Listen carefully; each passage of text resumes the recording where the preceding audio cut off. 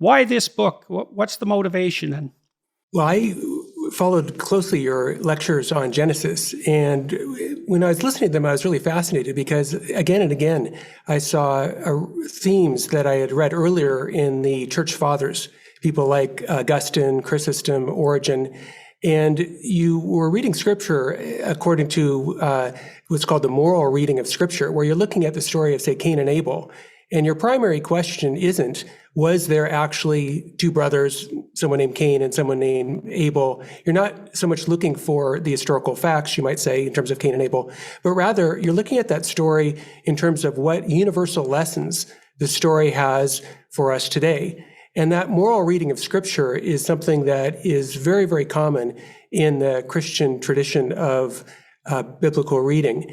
And so I thought that was super interesting. And then I also thought it was interesting how you were bringing to bear all kinds of other resources when looking at these stories. So you would bring in evolutionary psychology, you'd bring in Russian novels, you'd bring in all these things that would seem to be foreign to the biblical text.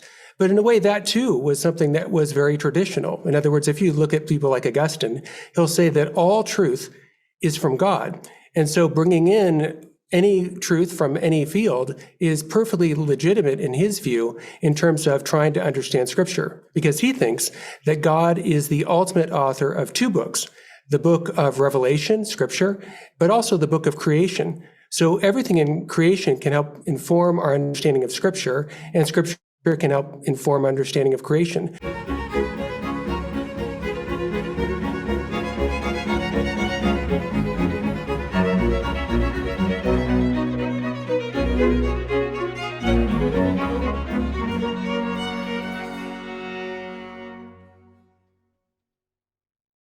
hello, everyone. I'm pleased to have with me today Dr. Christopher Kaczor and Dr. Matthew Petrusek.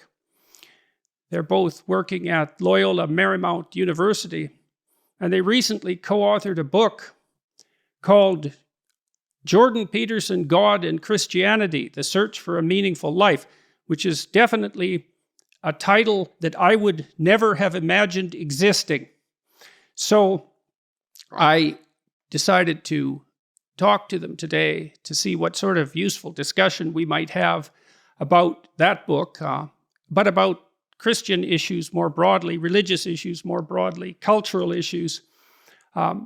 Dr. Kaczor is a professor of philosophy and a fellow of the Word on Fire Institute, which we'll discuss a little later. He graduated from the honors program of Boston College and earned his PhD 4 years later from the University of Notre Dame. He was a Fulbright scholar who did postdoctoral work as an Alexander von Humboldt German Chancellor Fellow at the University of Cologne. He was appointed a corresponding member of the Pontifical Academy for Life of Vatican City, and William E. Simon Visiting Fellow in the James Madison Program at Princeton University. The winner of a Templeton Grant. Templeton funds research into the intersection between religion and science, among other things. He's written more than 100 scholarly articles and book chapters, and is also the author of 16 books, including the one that I mentioned earlier. Dr. Petrusek received his MA in religious ethics from Yale and a PhD in the same field from the University of Chicago. He is currently Associate Professor of Theological Ethics and serves as a Word on Fire Institute Fellow as well. In addition to numerous articles, he has authored, co-authored, and co-edited several books.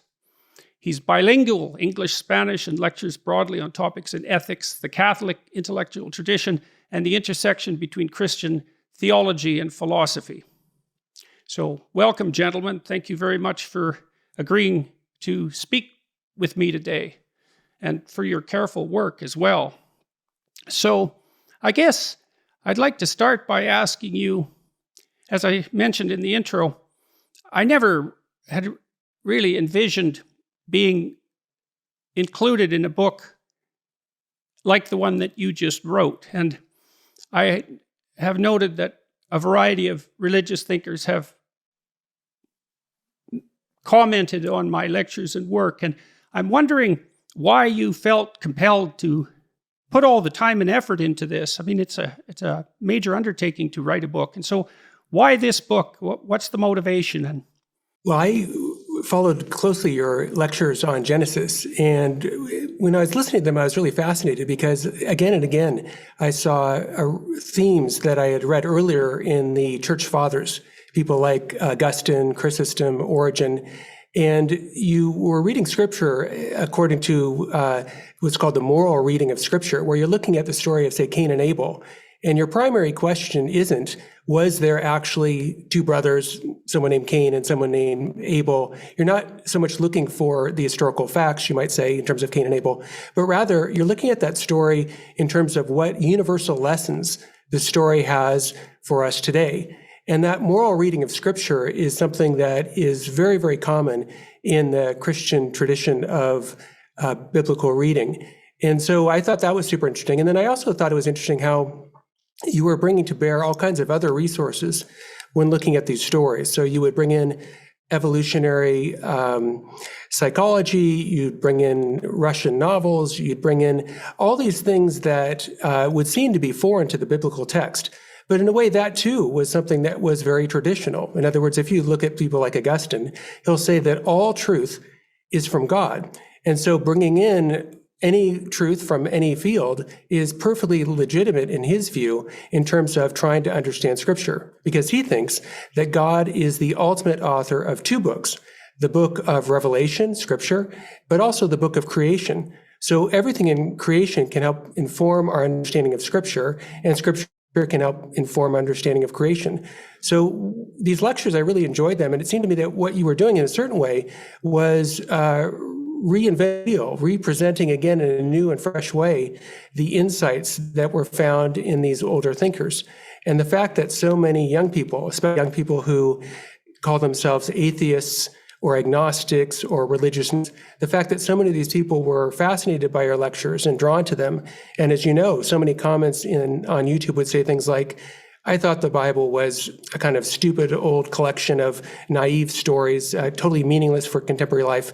But after hearing your lectures on Genesis, now I see how these stories have perennial and are extremely important and insightful for navigating life. And so, for me, what I wanted to do in the book is both bring out these resonances with these earlier figures, but also to try to show how these earlier figures actually, in my view, develop and enhance some of your own insights and move them further down the road, as it were. So I thought that it would be useful to bring these reflections together in a book. Yeah, I have the same intellectual reasons as well for engaging your work. Basically, I think we're trying to speak to two audiences at the same time. One is to your massive audience, to speak to them through your work, that the ideas that you've been engaging with such verve and such power and such clarity not only resonate with the biblical context, but in fact, this is where, from our point of view, they find their fullest expression. And so to that audience, we want to see, look a little bit deeper, look a little bit broader. We're also speaking, though, to Christian audiences as well, to see, look at the work that Jordan Peterson is doing. Perhaps he doesn't see it this way, but he's a serious theologian, and he's opening pathways and opening modes of communication that can help us more clearly communicate some of these biblical truths as well. I also have a personal reason for it. I began watching you, Chris introduced me to your work, and I began watching your work online, everything you put out to watch. And what I found so fascinating is, from my point of view, you exhibit a lot of the Christian virtue of courage. And people were attracted to that. They were attracted to hearing truths, including very hard truths. And I thought, I want to dig deeper to see what this phenomena, what's been called the Jordan Peterson phenomena, really is. Yeah, this is a strange thing for me. There's the popularity of those biblical lectures. I mean, it came as a shock. I joked with some people when I first rented the theater in Toronto to put the lectures on. I said, if I had gone to a bank for a loan and told them that my business plan was to do 15 two-hour lectures on Genesis, mostly to young men, and that I was going to charge them to come to a theater and sit through that, they would have laughed me out of there, because it's such a preposterous proposition, and yet it seemed to work, and the lectures have been quite popular online, and they seem to have attracted attention from religious and non-religious people, but basically in the religious vein, right? Even the atheists who've been watching are pulled in by what is essentially the religious content. I guess part of the question is, exactly what is that religious content? That's something we could talk about in depth. I mean, the fact that my thinking is influenced by these church fathers, the church fathers and other historical figures that you discuss, I guess I get that secondhand in some sense, right? And probably primarily through Jung, Carl Jung. So he was unbelievably educated, and I saturated myself in his work. And he was, of course, incredibly influenced by the thinkers that you talk about in the book. And so, and you mentioned, Dr. Kaczor, that, I was putting old ideas into a new package, and, that it's very important to note that that's true, is that, truly original ideas are very rare. And so much of what we think of as original it's built into the structure of our culture in ways we don't understand, and then manifests itself within us. And that's certainly the case with these biblical stories. And I wanted to make another comment too about truth. Dr. Kaczor, you mentioned that I engage in a moral reading of Scripture, say, rather than a literalist reading. And maybe we should have a talk about that, because it isn't easy to read a book like the Bible literally, because it's full of literal contradictions. And whatever it is, especially the really archaic stories in Genesis, whatever it is, it's not history the way we think of history. And so that's hard for people. It's hard for people to see how that might still be true. If it's not literal, how can it be true? And this is a discussion that I tried to have with Sam Harris a lot. Because the atheist types, the rationalist types, there's something they miss. And what they miss is that fiction isn't false. It's not a lie, right? It's not literal, but it's not a lie. And great fiction is true, but it never happened. So how can it be true? And the answer to that is something like, well, there are patterns in things, deep patterns, deep recurring patterns. Human nature, the fact that we're human, that the humanity itself is a recurring pattern. It has characteristic shape. And great fiction describes the shape of that pattern. And the greatest of fiction, the greater fiction becomes, the more it is religious in nature. And that's not even a claim about the nature of truth. It's more a claim about the nature of experience. When we say something is profound, what we mean is that it's moving and that it has a broad influence. It's capable of having a broad influence on the way we think and see and act. So if you read a profound book, like one of Dostoevsky's books, you could say of that book, and people often do, that it changed my life when I read that book.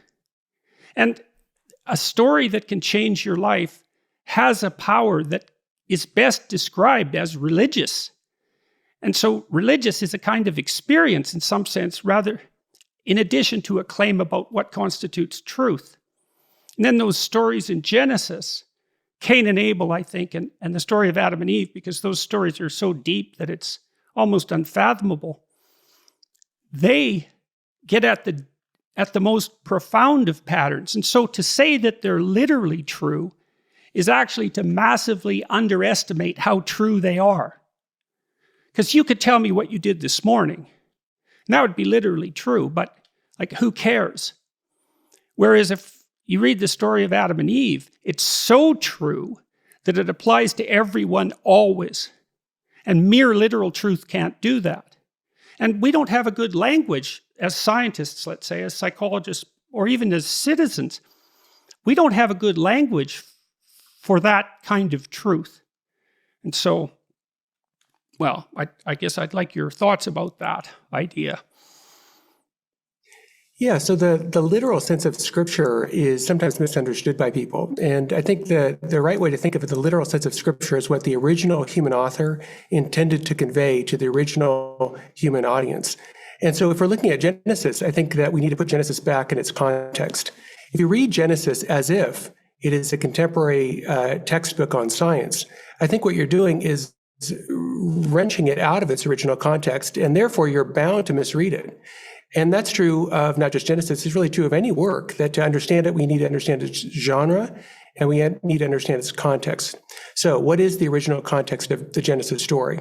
Well, the original context, it was written in terms of rival stories of creation, other stories that were circulating in the ancient world, and it was meant to be an answer to those. And it uses poetry, it uses imagery, and that was what all those stories did. And the poetry and the imagery, I would not set that against truth, as if on the one hand you have truth, and the other hand you have poetry, imagery, and story. I think that one kind of truth is scientific truth, the empirically verifiable, but I think it's too narrow to say, well, the only kind of truth is the empirically verifiable. I think truth actually is broader.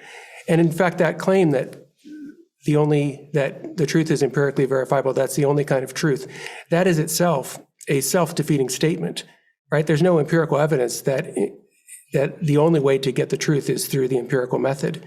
So if we put Genesis back in its context, what do we see? Well, we see it is a story telling us about, in contrast to the other stories in the ancient world were stories in which there were multiple gods.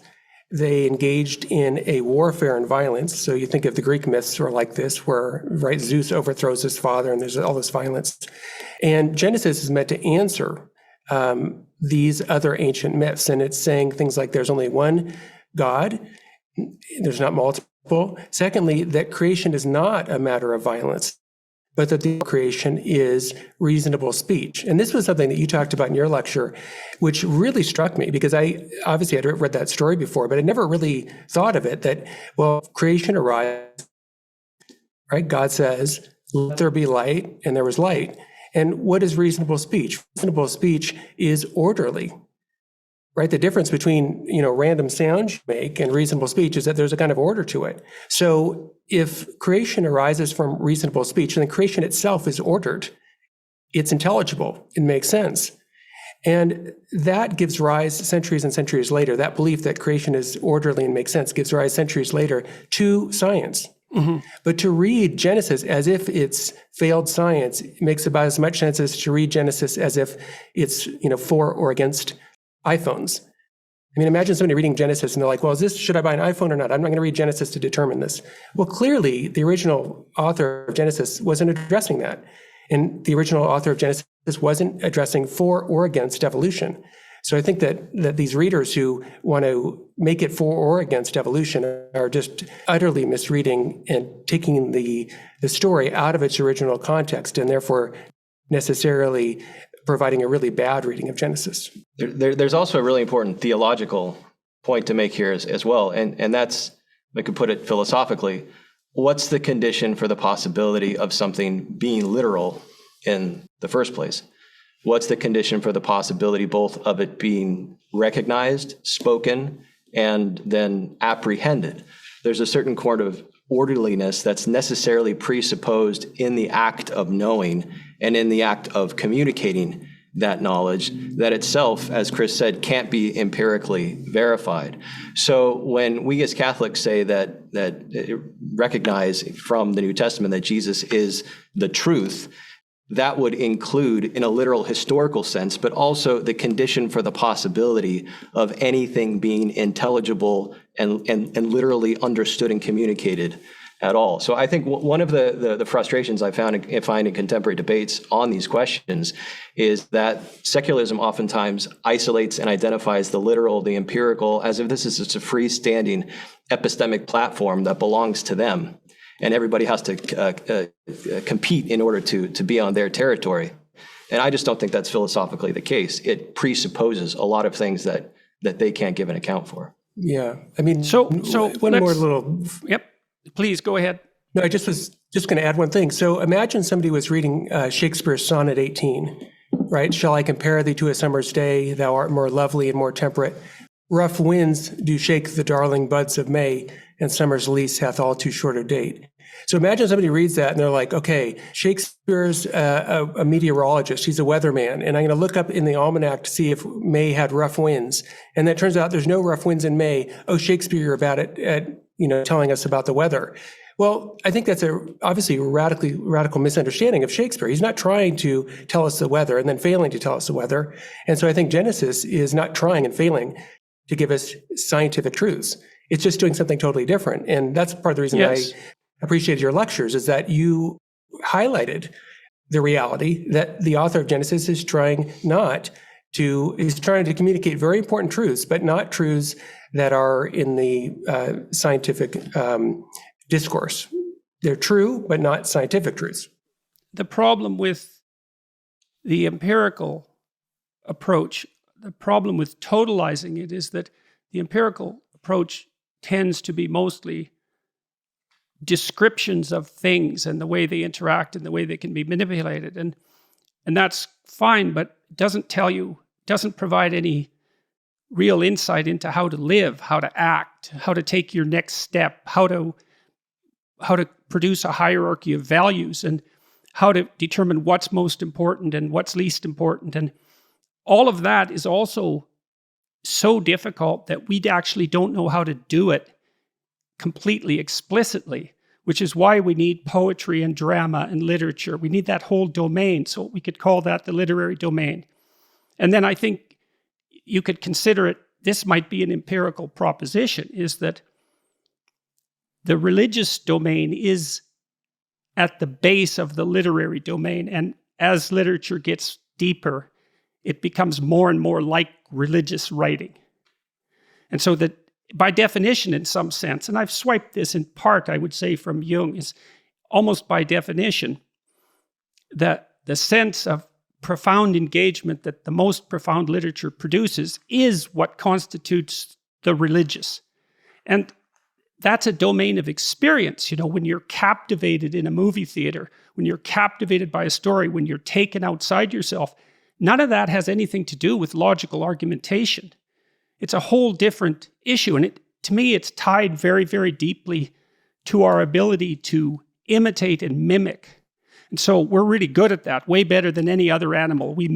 Like language is mimicry. We use the same words. And so we're mimicking each other. But I can't mimic every person separately. I have to extract out from each person some essence of being that's admirable. And I do that person after person, and I try to imitate that. And then that core thing that's admirable that I imitate, that's, as far as I'm concerned, that's psychologically equivalent to Christ. Whatever else Christ is, that's why he's sometimes described as the King of Kings. It's like if the king is the thing that's at the top of the hierarchy, and then you look at all hierarchies and you take the thing that's at the top of all hierarchies of value, then that figure, when you see reflections of that figure anywhere, it produces awe and respect. And that's because that pattern constitutes the appropriate way to act, just as when you see the opposite of that pattern, which might be in its most fundamental essence satanic or demonic, it's something that's ultimately evil, that produces revulsion and terror. And that's all instinctual. It's not in the domain of rationality precisely. It's way, way deeper than that. And the atheist, and then there's another problem that the atheists have never come to terms with, I believe, and you guys tell me what you think of this, is that if what is properly rendered unto God is rendered unto Caesar, then Caesar becomes inflated to God. And when that happens, all hell breaks loose. That's the genesis of totalitarianism. That's subservience to an idol. And this is a case I think the church needs to make, particularly the Catholic Church, in the most strenuous of ways, is that if we don't segregate off the religious instinct and give it its proper attention and due, which I suppose you do in part with ritual and church attendance and so forth, then every single thing we do starts to become inappropriately contaminated with religious longing. And that's why you see the rise of extremely powerful political ideologies and the division of people, for trivial reasons into moral camps. It's that religious instinct hasn't got a grounding, and it's searching for something to attach itself to, and it picks up second-rate substitutes. People like Dawkins, they seem to think that if we all just abandoned our religious superstitions, we'd all become, rationalists like Isaac Newton, who was an alchemist and not a rationalist, by the way, that great genius. And so one of the things I think that the Catholic Church in particular isn't doing a very good job of is warning people how dangerous it is to lose the proper theater of expression for our religious instincts. They don't go away. They just get perverted and they show up all sorts of places they shouldn't. And that's terrible. That's not good. So yeah, that theme is one that Augustine talks about in The City of God. He talks about two loves, and he talks about the love of God, and it creates a certain city, a certain organization. And if you don't love God, if God is not your ultimate love, well, you're going to love something. So it could be power, it could be pleasure, it could be money, it could be status. But Augustine thought that if you love, say, power the most, well, what that's going to do is it's going to shape you and ultimately distort not only you, but also your relationships in your society. So the Christian view is that ultimately God is perfect truth, love, and beauty. And so not only is it the case that worshiping anything other than that is going to fail to give God what's due to God, and that's what religion in a sense is about. It's a binding of oneself to God, giving to God what's due. But also it ends up making the person ultimately unhappy. So you can think about this even from a psychological perspective, that people like Martin Seligman would say things like, love is at the core of human flourishing. And if we don't have that, if I love money or power more than I love God and more than I love my friends and more than I love my family, well, that's going to deprive me of the source of my flourishing. I'm going to end up harming myself and characteristically also harming others when I love power or money or whatever too much. And so, yeah, for Augustine at least, this is a perennial temptation to replace God with something else. That's perhaps the warning at the end of Genesis with the story of Noah and also the story of the Tower of Babel. Because the Tower of Babel is people get together and they try to build an edifice that's absolute in some sense, right? It's a building that's under the control. It's an edifice that's of human manufacture, and it becomes larger and larger and larger, and then it devolves into a kind of chaos.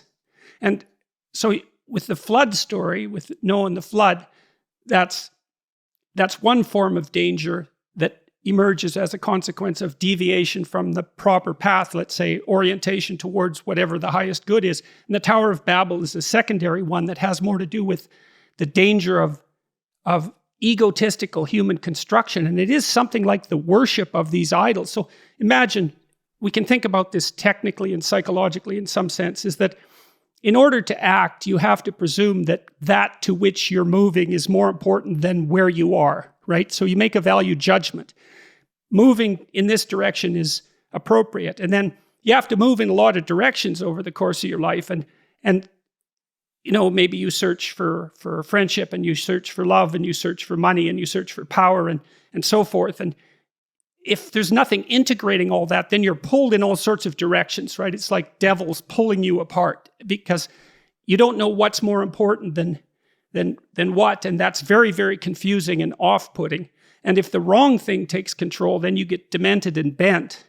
And so what you see in Christianity is this struggle over thousands of years to specify the thing that should be at the top of the hierarchy. And one of the things that really opened my eyes to the depth of these works was this strange proclamation that the Word that existed at the beginning of time that brought creation into being was the same as Christ, which is an unbelievably bizarre proposition. I mean, and I'm not speaking about it precisely religiously, I'm thinking about it more conceptually. It's like the people who had that revelation or intuition are making the presupposition that there's something about the emergence of reality into conscious being, like, because reality without consciousness doesn't really seem to exist, right? So when we talk about reality, we always presuppose a conscious viewer,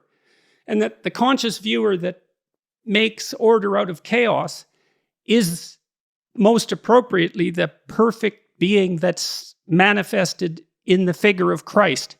And so that we participate in that process in some sense to the degree that we're attempting to embody that mode of being. So I know that's going out there in some sense, but it struck me as such a brilliant idea that it was hard to account for. I don't know if I've made myself clear with that. Well, I think it cuts in many different ways at the same time, but it also cuts directly to the previous question that you asked about the right domain of religious expression. And in a sense, it solves that problem. Why? Well, if Jesus Christ is the Logos, on the one hand, that means that there is a Logos, there is a truth, there is a way of existence that is real, which gives us a standard to be able to identify false ways of being, both individually but also important politically. So it establishes a groundwork for there to be an intrinsic limiting principle, politically speaking and morally speaking, to life, and that is there is a truth of the matter. And if you're not living according to the truth, you're deviating from it. So that establishes a kind of ground and ceiling for the proper expression of what it means to live morally, individually, and also political power as well. You only have right political power insofar as it conforms to the truth. But the Logos is also Christ. That means Christ is also the person, the historical person that as Catholics we believe is literally real and literally raised from the dead. And that shows that the political life is not the sum totality of life. The moral life isn't even the sum totality of life. The sum totality of life is love in relationship with God who has made himself incarnate. So on the one hand, you have the foundation of truth to structure and limit human life, and then its ultimate transcendent telos or purpose.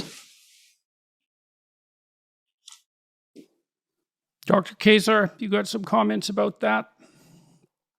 I did. I wanted to circle back to, you said, if I heard you correctly, that reality doesn't exist without consciousness. And I think that's true if God exists. But then if God doesn't exist, then it's not true. So human beings, of course, haven't been on planet Earth since the beginning of the universe. The universe is about 13.8 billion years old. So say 12 billion years ago, there were no human beings at all. And presumably there was no consciousness at all. So there was reality. There were the beginning of stars and things like that, but there was no conscious beings anywhere that was able to understand that, unless God exists. Now, if God exists, and if it's true that God is the Logos, well, then you would say from all eternity, there was consciousness, there was a mind, there was a divine mind, and so, and on that view, there actually would be an ultimate unity, you might say, in terms of the divine essence and the divine mind ultimately being one. So consciousness and existence have this fundamental ground in God. But if God doesn't exist, then I think what you said would not be true, because again, 12 billion years ago, there's no human beings around, presumably unless they're aliens, there's no one around to be conscious. And so there would have been reality, say 12 billion years ago, but there wouldn't have been consciousness. Yeah, so I want to go out on a limb here too, because I have a problem with that. I can't shake the supposition that our scientific cosmological theories have an implicit conscious observer nested inside of them, even when they claim not to. So, for example, when you talk about 13 billion years ago, there's I don't know how to say this properly.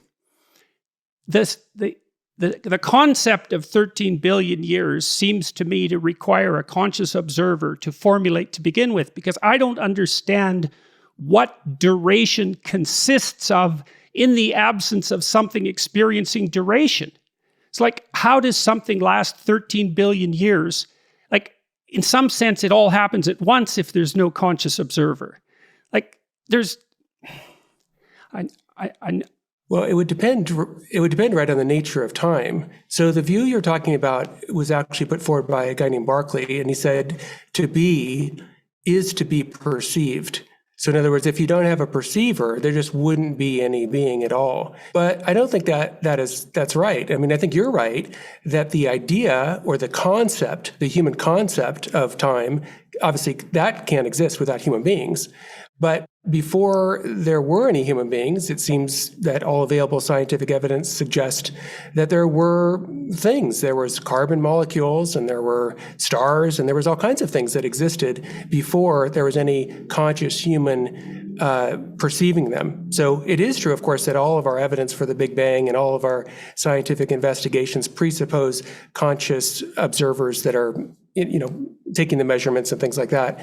But I'm not sure it follows from that logically that therefore we can't, with good reason, hold that things existed before there are any human or for that matter, any kind of conscious observers. Unless we think Berkeley's right, that to be is to be perceived. Well, but I think that's dubitable. There's something in Berkeley's objection that seems to me to be hard to skate around. Like, when we imagine time before consciousness and we imagine the existence of objects before consciousness, we imagine them as if a conscious observer was there, even though there wasn't one. So we think, like, we see a star from a particular level of resolution, right? We can't see subatomic particles. We can't see atomic structures. We can't see molecular structures.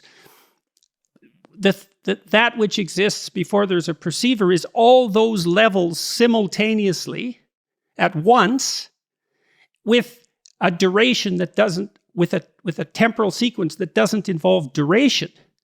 And so whatever was there before there was a perceiver is in some sense unimaginable without the projection of a perceiver back into time. And I think that warps our perspective on what it was that's there, and perhaps our perspective on the role of consciousness in the genesis of being. So, anyways, Here's another way of thinking about it, and I don't know what your view would be. So let's say, God forbid, there's some sort of plague that strikes humanity and all human beings die. On my view, there would still be lots of things that continue to exist. Like the sun would still exist, the earth would still exist, there'd be all kinds of things that exist. Now, there'd be no human beings in that terrible scenario that were there to perceive it, but they would still continue to exist. Or maybe you have a different view. So imagine that consciousness was eradicated, say, not just human beings, just to make it cleaner in some sense. I can't understand how to conceptualize what it is that would be left. Is it nothing but quantum potential? Is it a sea of quantum potential? Is it not turned into stars and solar systems and galaxies when there's an observer specifying a level of analysis? It isn't obvious to me from looking at the physics what it is that's there. See, because you say, well, there'd still be a sun. It's like, well, wait a second. When you think of the sun, you think of what you perceive. And when you say it would still be there, you think that what you perceive would still be there, but you're not there. So what you perceive would not be there. I don't know what it is that would be there. You could say it's as if the sun is still there, but the level of analysis problem and the fact of the strange constituent reality of matter at the quantum level makes it very difficult for me to conceive of a universe that's just the same as it is now, except there's no conscious observer. It doesn't make sense to me.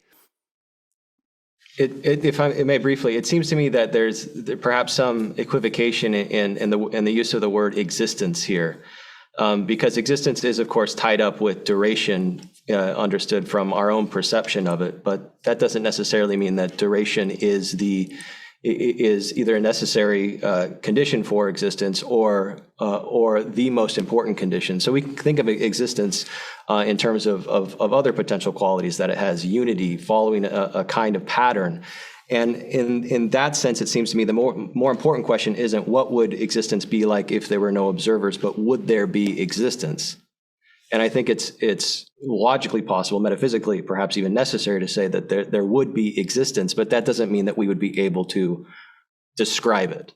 Yeah. So I think I'm going to disagree with you now. I'm not sure there would be, if there were no perceivers at all, including God, then I don't think there could be other existing things. Well, I was thinking human perceivers. Oh, okay. I was limiting to that. Yeah. Because if Aquinas is right, there couldn't be anything at all in existence if God wasn't the ultimate first cause of all these things. And so if God didn't exist at all, that would mean that there couldn't be anything else. If he's right about this whole argument, and I think he is right. So there is ultimately a mind perceiving all created reality, the divine mind. But I don't think there needs to be human minds, or for that matter, if we talk about angels, I don't think there need to be angelic minds for there to be existing things.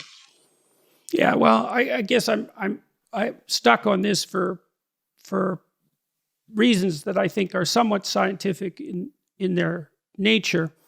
My inability to conceptualize what it is that would be if there was no point of reference, because everything is all things at once in some sense without a delimited observer. And so I don't know what it is for there to be something when everything is everything at once. There's no differentiation as a consequence of a limited observer. So, but we can leave that part of the argument. I'm pushing this at least in some part because I have also seen, I would say, on the part of the more dedicated modern atheists, this necessity to devalue consciousness, because consciousness seems to be, it's a mystery, let's put it that way, and it's an unexplained mystery, and it's given such pronounced status in the biblical writings. It's part of what gives human beings dignity, is the fact that we share this logos consciousness that's integrally tied up with the structure of reality as such. And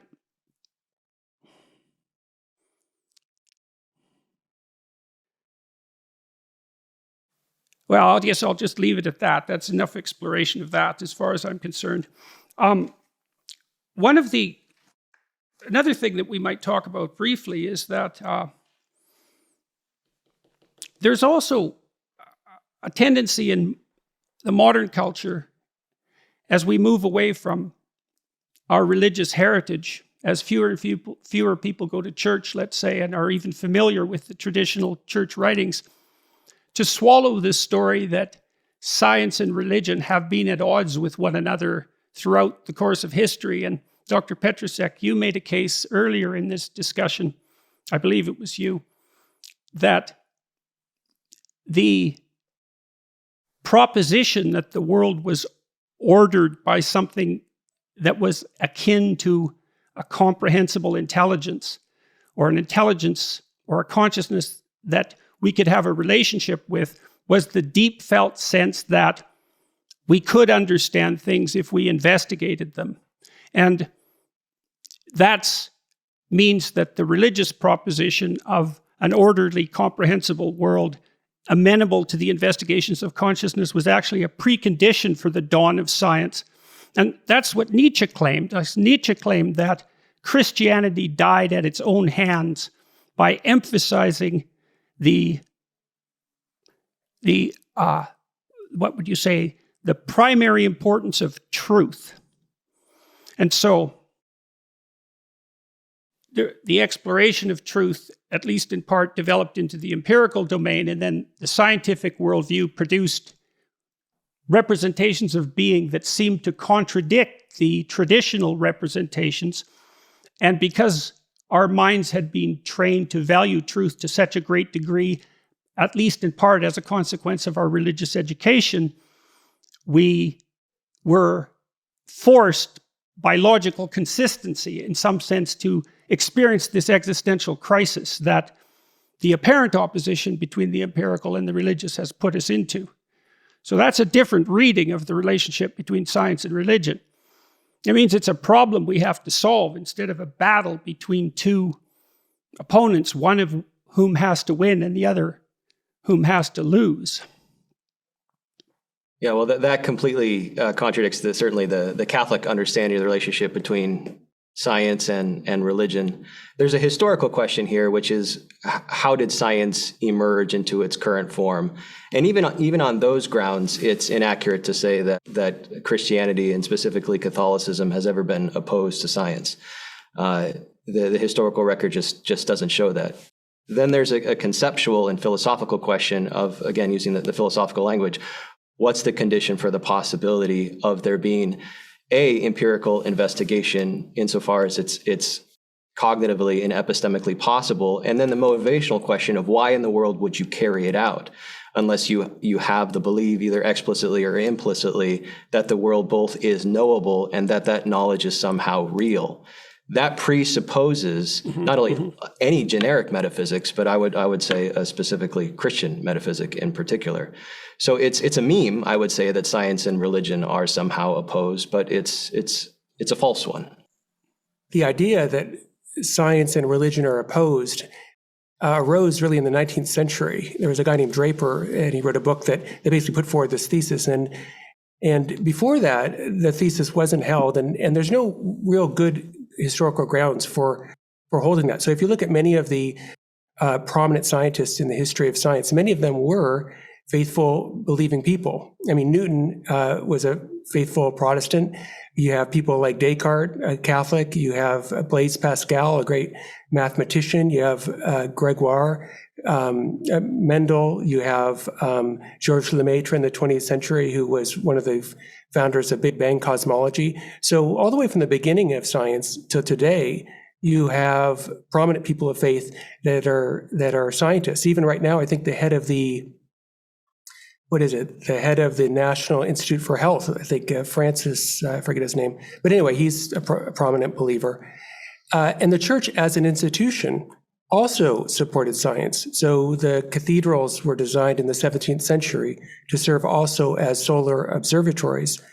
Catholic universities all around the world have departments of science and promote scientific investigation for their students. The Pope has the Pontifical Academy for Science. He invites scientists from all over the world, scientists of all different faiths and no faith, to come to the Vatican for these scientific meetings. So I think it's really quite unfair to say the church is opposed to science. So faith and science are obviously not the same thing. There's people that are great at science that don't have faith. There are people that are great at faith and don't know much about science, but there are people that are kind of overlapping. And so I think it is really, a myth to think that the church is opposed to science. I just have very, very briefly, it's not a biographical peculiarity that these great people of science who are Catholics, they didn't practice their scientific craft in addition to believing in God and practicing Catholicism. They did it precisely as Catholic, working from the framework of faith and reason there, and that's always been the case. So let's delve into this faith issue a bit too, because the faith is a very complicated term, and it's often parodied by the rationalists. To have faith in God is parodied as a primitive and superstitious belief. But my psychological investigations convinced me that there's no action without faith. Because we are always stepping into the unknown, we have to take a leap of faith to exist, to do the simplest of things, literally to move. And that has to do with what I said earlier, is that we're trying to move from a place of less value to a place of more value. So we have to make some assumptions about what constitutes value. And then we have to believe that our actions are going to have the outcome that we desire. And we do that without evidence. I mean, that's partly why to be human is to be riven with anxiety. It's because there's no certainty. And so you can't act without faith. And so then the question might, if you accept that proposition, you can't act without faith. And I don't believe that that's a disputable proposition unless you view people as deterministic in the way that clocks are, so that we're just stimulus response machines. It seems to me that instead we're moving into the unknown. And we do that in dread, in some sense, dread and hope. And we do that because we have faith. And when we lose that faith, our lives fall apart. And we don't know which way is up or down. And so then the question is, well, if we have to have faith, what is it that we should have faith in? And then the answer seems to be something like, well, we should have, if we have to make a decision about that, maybe we try to have faith in in the idea that the best should be pursued and will prevail as an organizing principle. And then the question is, well, what is the best? And the answer is, well, that's a really hard question. And so we need cathedrals, and we need Bach's music, and we need the stories in Genesis, and we need the world's great literature. And we need all of that, theater and drama and art and aesthetics, to help us understand what the best is and to determine how it should prevail. And I don't see that technically as any different from, I think it is the same thing psychologically as the worship of Christ. I think it's the same thing. Because, again, I'm trying to speak psychologically to think about what Christ represents. I'm not thinking about him as a historical figure. That's something we can get to later. That image, which is seen, for example, laid out on these massive cathedral domes, Christ as logos, as generator of the world, it's the idea that the proper mode of being is brought into existence by consciousness that's operating according to the highest possible principles. And why wouldn't, and that is the kind of faith that's maybe got some courage associated with it, right? I'm going to act as if this is the case. We're all going to act as if this is the case. Now, that begs the question, does that make it real? Well, that's a harder question. Yeah, St. Anselm thought about God as that than which nothing greater can be conceived. So he thought of God as the highest perfect good. And Aquinas too thought of God in a similar way, as absolute perfection. And I would say that this kind of faith, though, can be reasonable. It's not, in my view at least, a kind of blind shot in the dark that you're just wandering around and you just kind of make things up. I think there's actually good philosophical reasons to think that there does have to be a first cause. There does have to be a necessary being. And Aquinas puts forward these arguments, and people have, I myself have talked about these things to my students and online. It's not just a shot in the dark, as it were. So, but I think you're right that people do need faith in some sense just to live, just to move forward. But I do think that you might say specifically theistic faith is something that's very reasonable. You think of people like William Lane Craig, who has devoted a considerable amount of his time to exploring the Kalam cosmological argument. And I don't know if you're familiar with that argument, but it's quite simple. It just says that, oh, you're not. So it says that whatever begins to exist has a cause. That's the major premise. And then the minor premise is the universe began to exist. And therefore the universe has a cause. And by universe, what's meant in the argument is all time, all space, and all matter. And so if the universe has a cause that's prior to time, it must be something that is timeless, or you might say eternal. If the cause of the universe is the cause of all matter, it must be prior to matter. It must be immaterial. If the cause of the universe brought the whole universe into existence, obviously the cause of the universe has to be immensely powerful. And so you have, say, in the cosmological argument, the Kalam cosmological argument, a reason to believe that God exists. And, we can talk about whether that argument works, but you also have other arguments like the fine-tuning argument. And I read online that you were looking at the God hypothesis.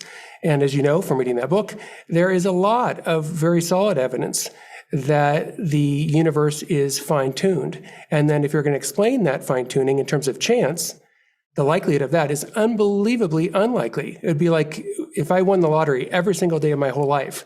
It's much more unlikely that the universe could have been brought about by chance and still been able to have life in it. So I think that to believe in God is very much a reasonable faith. It's not just a random, arbitrary, wishful thinking kind of view. Yeah, I would add that I think I'm hearing two different kinds of faith at the same time that ultimately I believe can be, in fact, the teaching of the Catholic Church, that they are united. And that's what we call faith one. Faith one could be defined as what must be in existence and true in order for there to be anything else in existence and true. And as you were putting it, Jordan, how do we make any kind of decision based upon any kind of evidence whatsoever, whether it's in terms of empirical matters, whether it's in terms of immoral matters? There's so many presuppositions that we can't make arguments about, but that must be true in order for us to make arguments about anything. So that's the horizon, as it were, of faith. And we can't not have faith in that sense. But then as you put it, then it raises the question, what do we have faith in? Well, the Catholic answer to that, the Christian answer to that, in its broadest possible sense, is you have faith in Jesus Christ. Jesus Christ is the Logos, is the totality of who God is, that horizon of meaning, the horizon of intelligibility, and that whom you can ultimately trust. That's the second meaning of faith, which is not really an epistemic category. It presupposes an epistemic category, which is belief, but it's ultimately about trust. Who do you most trust? And the options there are really quite limited. Either you're going to trust something in the world, you're going to trust yourself, or you're going to trust God. And anything in the world and yourself, you'll be let down. Guaranteed, you'll be let down. Disastrously, in fact. So the third option is you trust Christ, who, through revelation we see, loves you infinitely. So in that sense, Christ once again solves the problem of faith, both at its beginning and at its end. Okay, so let's delve into that again. So I mentioned earlier when we were talking that you could conceptualize Christ psychologically as the representation of all things that strike us as admirable. So here's an example. When I used to watch my kids play house, my son would play the father and my daughter would play the mother, and she would act out being a mother. And you might say, well, she was imitating my wife, but she wasn't, because she wasn't copying her exactly, because my wife would walk across the kitchen in a particular way and pick up a plate and bring it to the table in a particular way. To copy that is to duplicate it exactly with your body, right? Which I could do if I was imitating you. Something you'd find very annoying. Anyways, what the child does is something quite different. They watch the father across time, and they watch the mother across time, and they extract out those elements of perception and action that can be imitated, that constitute the spirit of the mother and the spirit of the father, and then that's what they manifest in their play. And so they're doing that at a very, very early age. It's not direct mimicry. It's as if they're working out the story of what it's like to be a father, and they're acting that out. Now, they use their observations of their actual father to fill in that play space, that imaginative space, but they also get information from movies and television and all the books they've been read, and all of that is feeding their embodiment of the father. And this isn't something that's rational exactly. So let's say the child, as a consequence of this felt sense of admiration, focuses on a particular attribute in a book, watches the hero of the story, and is compelled to incorporate that into their representation. And so they're trying to act out what's admirable. And then faith in that sense is, what is it? Is it willingness to act out the proposition that what we find admirable will in fact be the most appropriate guide to how we should act in the world? Because you have the child acting out the father, but then there would be the set of all fathers, and then there would be what was extracted out of that. That would be the ultimately admirable ideal, which is like God brought to earth, if God is that which no greater can be imagined, and then that's embodied, which is the Christian idea, then what's most admirable is embodied in the figure of Christ, and that's the thing to imitate. And the faith isn't belief that that's real. I don't believe that. The faith is willingness to act that out in the world. That's a different thing. Because we make this propositional too much. I don't think it is. Because the imitation of Christ the central issue. It's issue. not only propositional. Oh, sorry. Sorry, everyone. There's a bit of a lag on our connection, so that's why we're awkwardly interrupting one another. So please go ahead. I think I would say that it's not only propositional, and in fact, on a final analysis, the propositional components of the faith may be the least important. I would say they're necessary, but certainly not sufficient. But as you're describing your conception of faith, the word that really stuck out for me is that this will happen. That I act according to a belief or to an intuition. That if I act according to a certain kind of pattern, that I will realize the nature of the pattern itself. I think that's certainly part of it from a Christian perspective. It absolutely is. It has to be, because it's metaphysically the case that God created all things good. And so this pattern is embedded absolutely everywhere in creation, including in the human mind, including in the human soul. However, there's the problem of sin, right? We live in a world that is radically fallen, starting with the broken natures of our own selves. And so the will there is not just, the question is do I have any reason to believe that my acting according to this pattern will actually bring about the desired outcome that I hope for? And that's where Jesus Christ moves from being the teacher who not only gives the pattern, but instantiates the pattern, to the Savior. Because the reality is no, I will not. I will fail. And again, fail disastrously.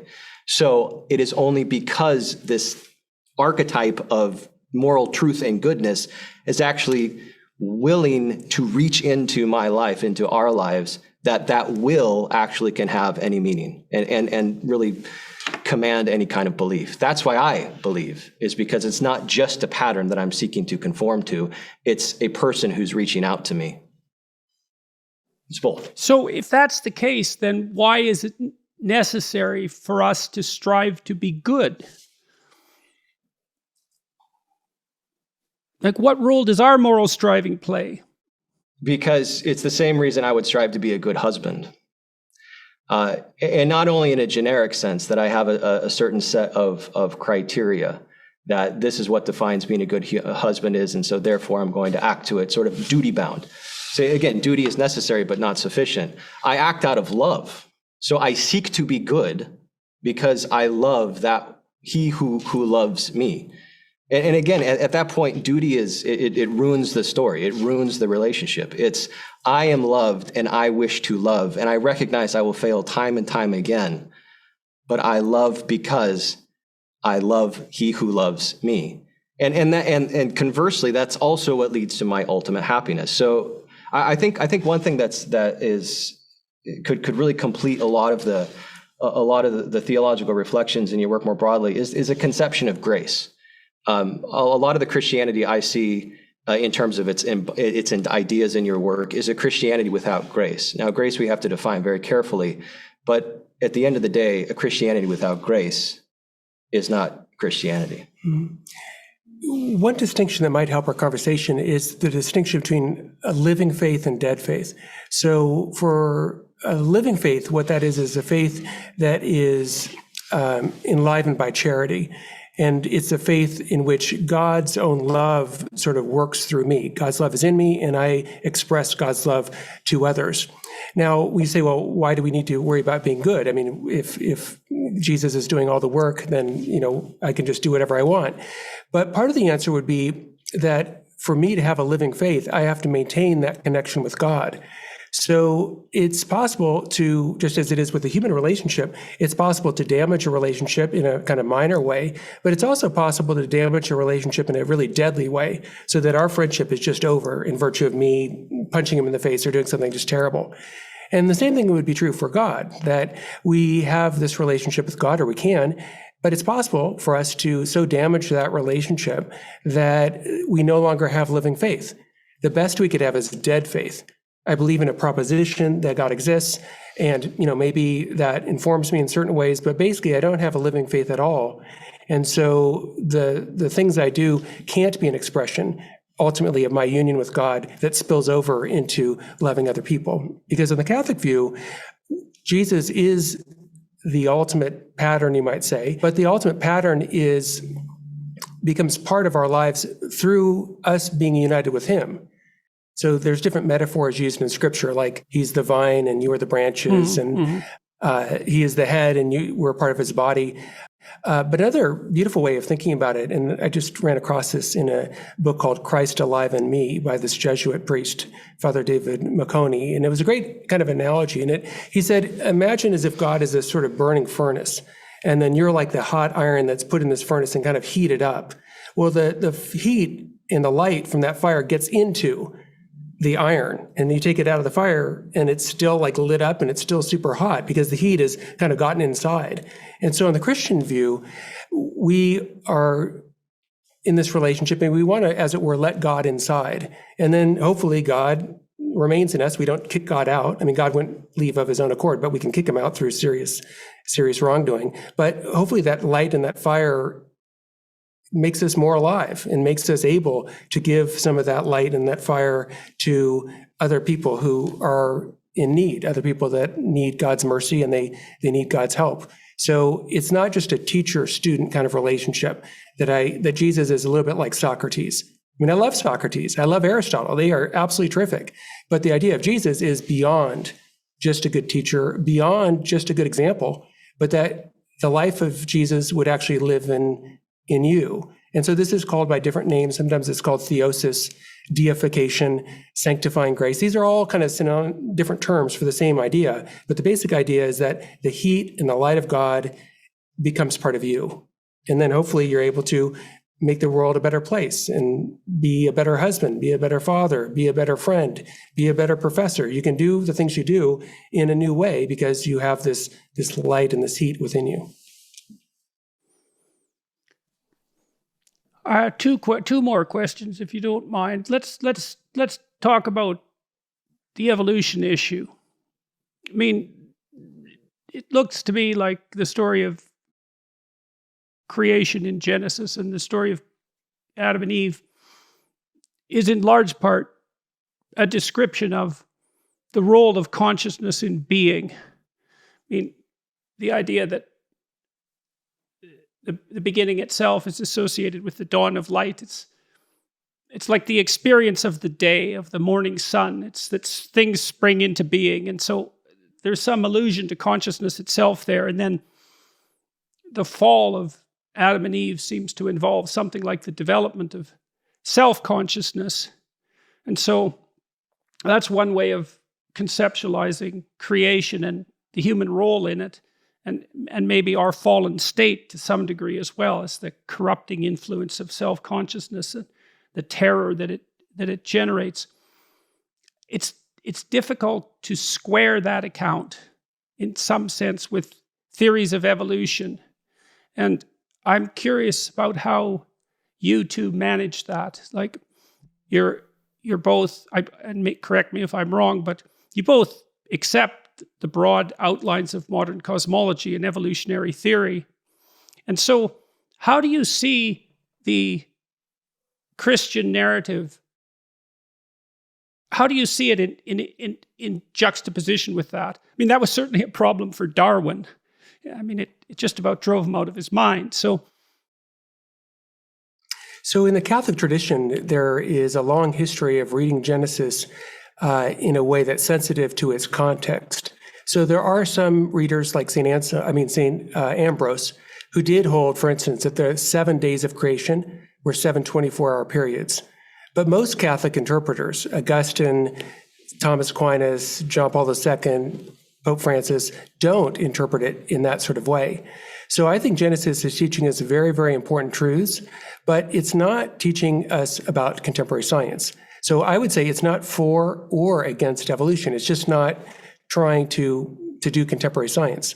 So what is it trying to do? Well, it's trying to teach us important truths. And you have in your lectures explored a number of those important truths. But here's another truth that at least I think is quite significant in terms of the Genesis story. If we take the Genesis story as a poetic and imagery-filled kind of narrative, one of the points I think is that all human beings ultimately are part of one human family. That is to say, everyone on planet Earth I should treat as if they are distantly a brother or sister of mine. And if you look at some of the other rival stories of creation, if you look at, for instance, Plato's Symposium, he has a story there that is spoken by Aristophanes. And Aristophanes in that story says, well, human beings arose from three different sources. Some arose from the sun, some arose from the moon, some arose from the earth. And so we all come from these different places. And on that view, right, ultimately other human beings are literally could be from a different planet. And so, there's ethical consequences for that.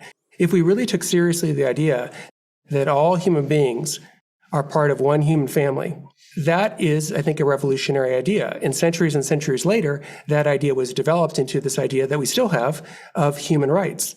Right? The idea of human rights is that every single human being, regardless of race, religion, age, it doesn't matter, all human beings deserve fundamental respect. In other words, you might say all human beings are part of one human family. We're all equal in dignity, and so we should be respected. So I think Genesis is teaching us incredibly important truths, like that truth that we should respect all human beings as part of one human family. But I do think it's a misreading of Genesis to look to Genesis as if it's a science textbook. Just like we wouldn't look to Genesis, again, I mentioned this earlier, we wouldn't look to Genesis to find answers about, well, should I buy an iPhone or should I buy an Android phone? Like, that's just, Genesis isn't trying to do that. It's not for or against iPhones. It's just not about iPhones. And so Genesis just isn't for or against evolution. It's just not talking about that kind of thing at all. Yeah, I would just say, I think the root question, the more important question, both morally and metaphysically, with regards to evolution and God and existence, is existence arbitrary or not?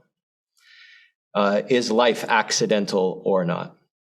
Is there any way in which we can identify that the symbols and patterns that we see in the world, both empirically, scientifically, and bringing in some of your thought, Jordan, morally, are those ultimately our own creations, our own anxious creations in order to try and cope with an existence that is neither here nor there, and therefore just as arbitrary as anything else, or are they real? And I know the question of the real is, at the one hand, the hardest question to answer, but on the other hand, it's the most important question to answer. That's the root question for me with regards to evolutionary theory.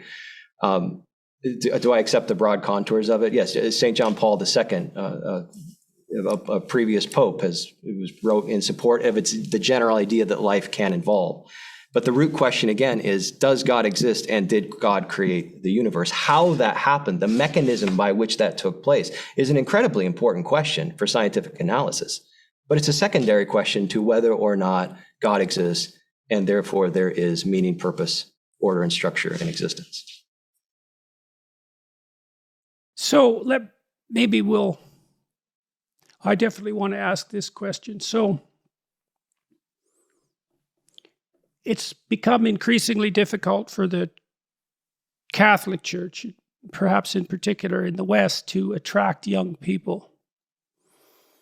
I don't think that's a statement that anyone would disagree with. But people are watching my biblical lectures, and lots of them are young, and they came to the lectures. So why is that exactly? What's going on there? I mean, I don't know how to understand it precisely, and I can't work it out in my own mind. You're looking at it in some sense from the outside. What's the story there? I think part of it's just a sociological, cultural question where in the minds of many young people, perhaps most people, religion is an undifferentiated mass. And what religion means is basically what the technical term would be fideism, that you believe something that you have no rational reason to believe. and you've just embraced it as a matter of kind of a personal mantra, but otherwise it's completely irrational. I think in most young people's minds, that's the case. So the general trend we see within Catholicism is more, the specific trend we see within Catholicism is more just a general trend of people leaving religion. And I think why your work has been so important for those of us who are Catholics is that you are showing that that's not what religion is. Now, we can have very important and timely questions about why the Catholic Church hasn't been doing its duty, as it were. We're part of the Word on Fire Institute, and that's precisely what we're seeking to do. That's precisely the mission of the Word on Fire Institute. But your work has reestablished that connection for millions of people who have a false idea, one, of religion generally, but two, of Christianity and Catholicism in particular. Yeah, I think that's right. So part of your lectures, I think, are showing a dialogue between faith and reason, because obviously you have the scientific background. You're a professor of psychology, and you know about the empirical science and all kinds of things. But you're also taking these questions of faith seriously. So for us, that is really bread and butter, part of the Catholic tradition. So there definitely are some forms of religion, even some forms of Christianity, that would want to pit faith against reason, as if faith and reason are in an MMA fight, and they're going at it, and they're going to choke each other out. And well, on our view, that's not true. On our view, God is the ultimate source of both faith and reason. So John Paul II put it in a very beautiful way. He said that faith and reason are two wings that the human person uses to fly up towards the truth. And so the idea is that there's a kind of harmony. They're different, right? Your left wing's not the same as your right wing. These are two different things, but they are not set at odds with each other. They're in harmony. So you see this sort of harmony in figures like Augustine, who wants to combine a kind of Platonic philosophy with a Christian wisdom. And then you find a different kind of synthesis in someone like Thomas Aquinas, who wants to combine an Aristotelian philosophy with a Christian wisdom. And then you find a similar sort of combining in many other figures in the Christian tradition, John Henry Newman, John Paul II, etc. And so I think, in a way, one way to interpret your work is as another way of bringing together faith and reason in this conversation, in this dialogue. And it's certainly part of the work I try to do as a professor of philosophy. I mean, some people say, oh, you're a professor of philosophy. You're supposed to be, how could you be Catholic? And I think that question is nonsensical if you understand the Catholic view of faith and reason, that faith and reason are not, on our view, opposed. They're working together. They're in harmony. And part of the intellectual adventure, I think, is talking about these questions and bringing these two sources into fruitful conversation.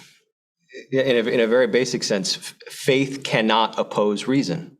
Because if God is and God is one, then any truth, whatever formulation that truth is taking, it cannot be opposed to itself. This is a fundamental principle in the thought of St. Thomas Aquinas. And so any statement that would be irrational, we as Catholics would reject. But faith is supra-rational. And we talked about this earlier in the conversation, right? There's a sense in which there's an invisible but real foundation to reason itself, both logic and empirical observation. And then there's a destination for where it's headed. So in that sense, faith is never against reason, but it's the condition for the possibility and the purpose of reason. So part of it, you think, is this demonstration of the coexistence, and maybe the necessary coexistence or the optimal coexistence of faith and reason. But there's another aspect too, a couple other aspects, and like maybe this might be a consequence of the empirical revolution in human thought, is that maybe the modern church has concentrated too much on emphasizing the propositional at the expense of the enacted.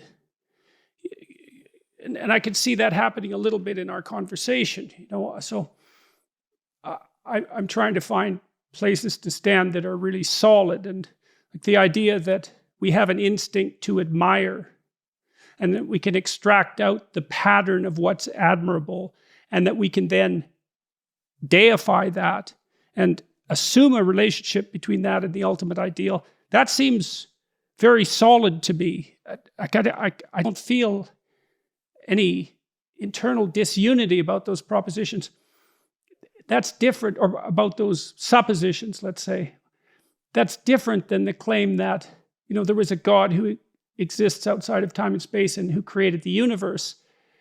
That's more like a set of statements that you need to believe, whereas the first set is a set of answers to questions that everybody has.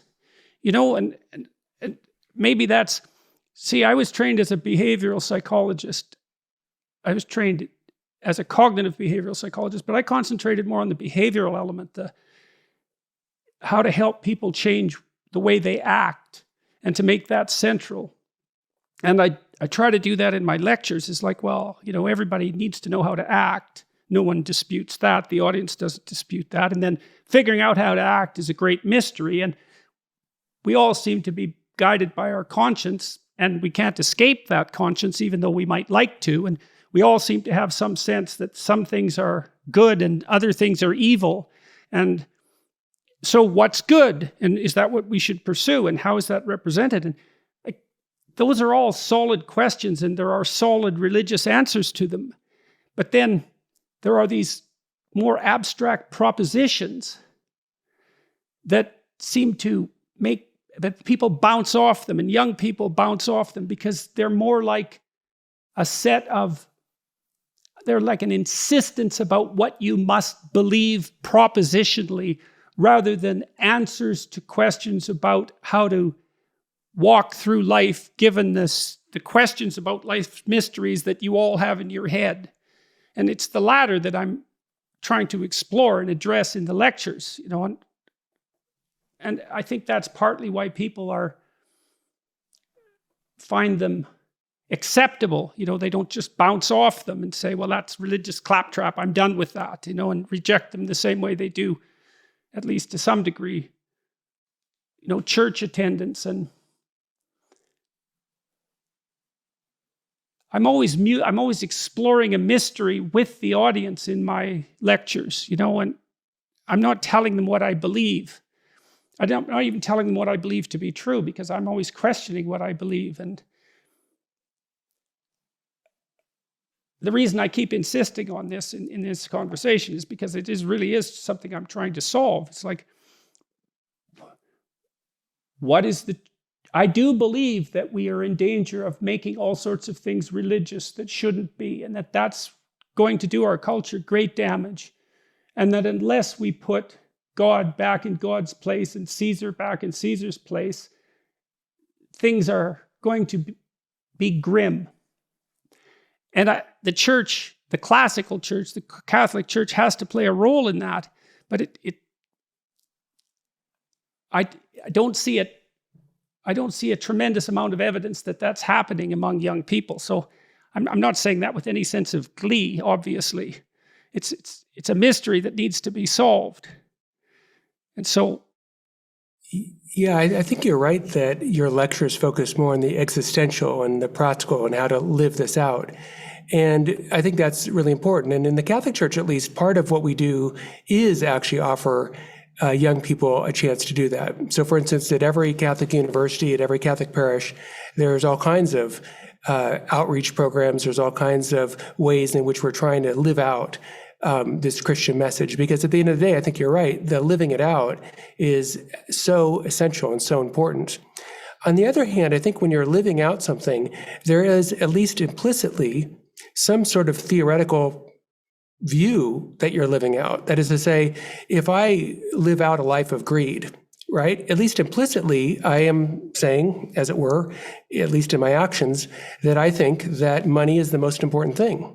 And so, in a way, the theory, I think you're absolutely right. Just the theory is what I would have called earlier dead faith. Well, of course, that doesn't help at all. We need living faith.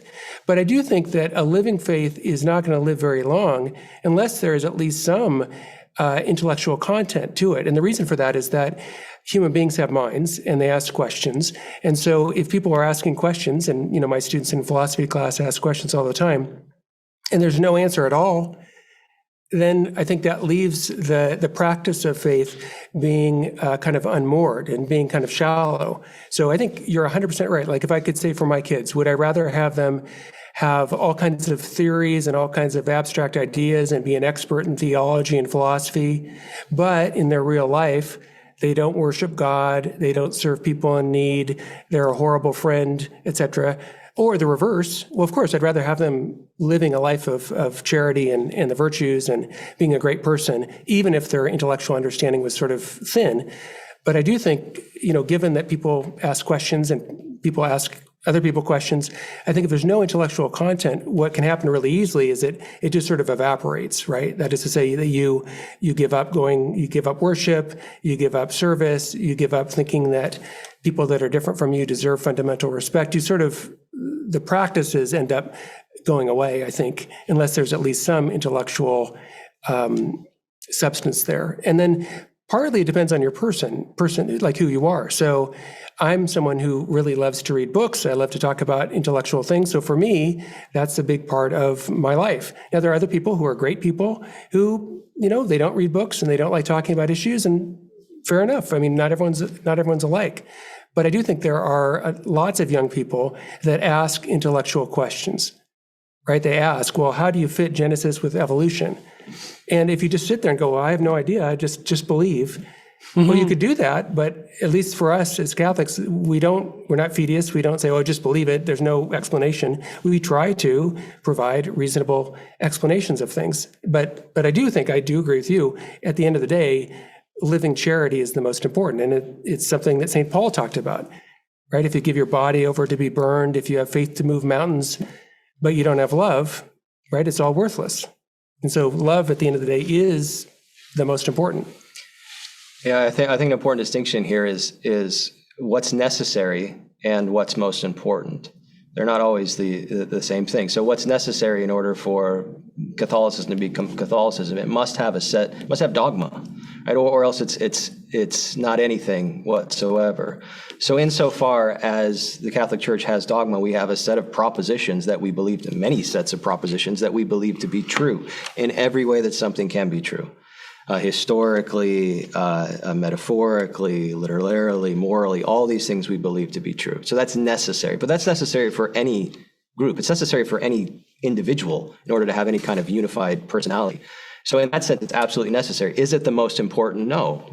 But that again, the most important is that these dogmas, as Chris has been put it, become alive. As St. Paul also puts it, without love, you are a gong that makes no sound whatsoever. And so if one of the critiques that has really hit home that you've also made in previous videos is that Catholicism is not calling its people to be heroes. That sticks with me. I think that's right. And we have within our faith what's called the doctrine of the saints, which in a very basic sense just means that we believe that there are people just like us who have lived in a way that exhibits what it truly means to be a follower of Jesus Christ. And if you look at the different kinds of saints, what you will find is vastly different kinds of personalities, vastly different kinds of interests, but two things will also be present. One, courage, and two, fidelity to the truth.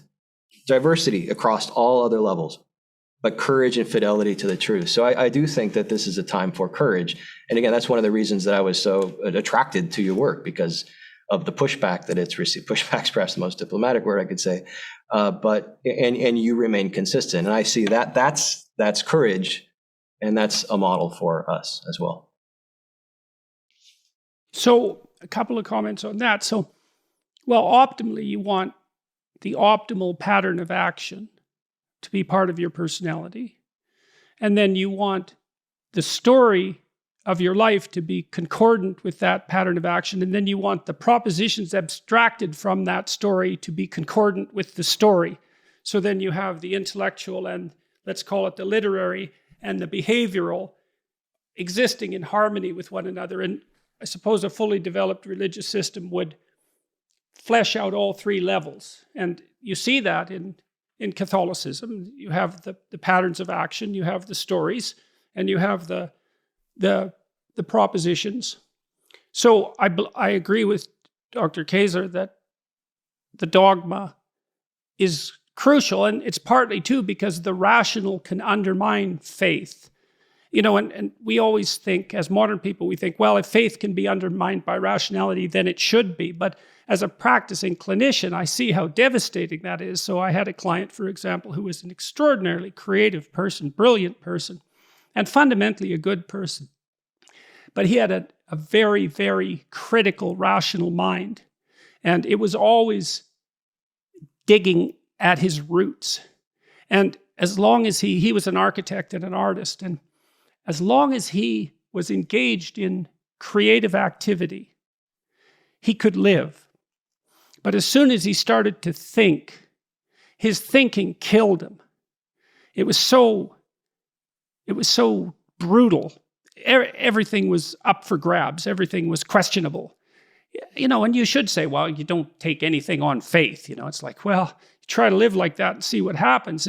That doesn't get at the problem that the untrammeled rational mind can be unbelievably destructive in its ability to go down to the depths and undermine and destroy.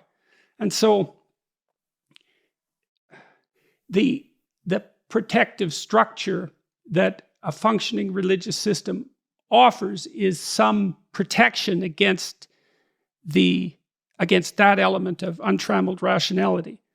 And that's also something I think the rationalist atheist types, maybe they haven't had enough experience with, say, seriously depressed people who've been driven to the depths of despair by a mind that just won't stop uprooting and destroying.